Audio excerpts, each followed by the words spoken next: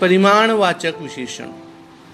नीलेश अपने घर के लिए कुछ सामान लेकर बाजार गया।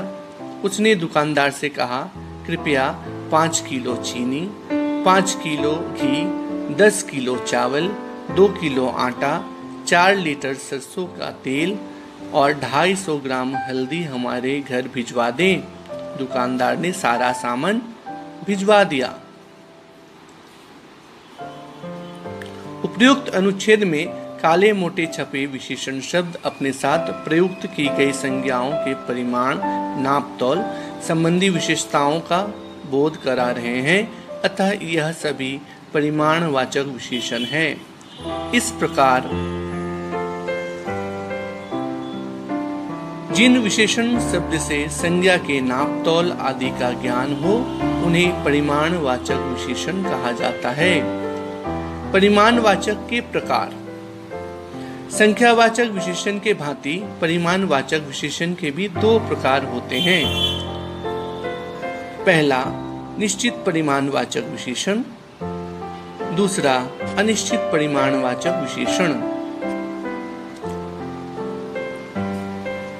निश्चित परिमाणवाचक विशेषण, जो विशेषण संज्ञा की निश्चित मात्रा, नाप तौल आदि का बोध कराए, वे निश्चित परिमाणवाचक विशेषण कहलाते हैं। 1 क्विंटल चावल, 4 किलो अदरक आदि। इन वाक्यों में 1 क्विंटल तथा 5 किलो निश्चित परिमाण की ओर संकेत कर रहे हैं, अतः ये दोनों निश्चित परिमाणवाचक विशेषण हैं। अनिश्चित परिमाणवाचक विशेषण।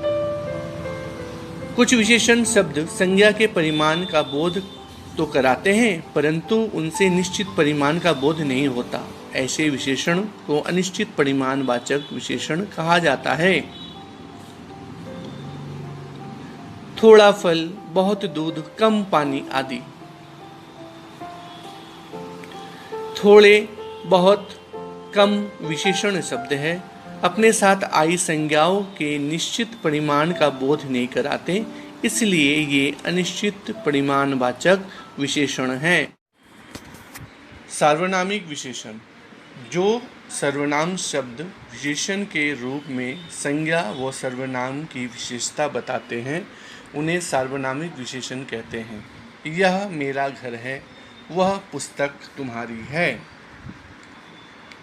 सार्वनामिक विशेषण। वह लड़का मेरा भाई है, कौन लोग आए थे, यह पुस्तक किसकी है, कोई आदमी उसे घूर रहा था।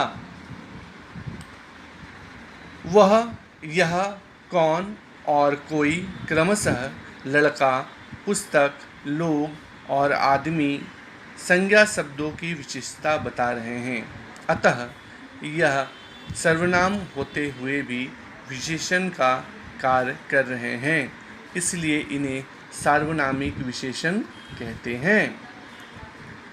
ये सर्वनाम अपने मूल रूप में ही विशेषण के रूप में प्रयुक्त होते हैं, जैसे वह, यह, वे आदि। किंतु कुछ सर्वनाम शब्द कुछ परिवर्तित होकर विशेषण के रूप में प्रयुक्त होते हैं, जैसे यह से ऐसा, इतना, वह से वैसा, उतना, कौन से कैसा, कितना आदि। विशेष जानकारी। सार्वनामिक विशेषण में सर्वनाम संज्ञा से पूर्व लगते हैं।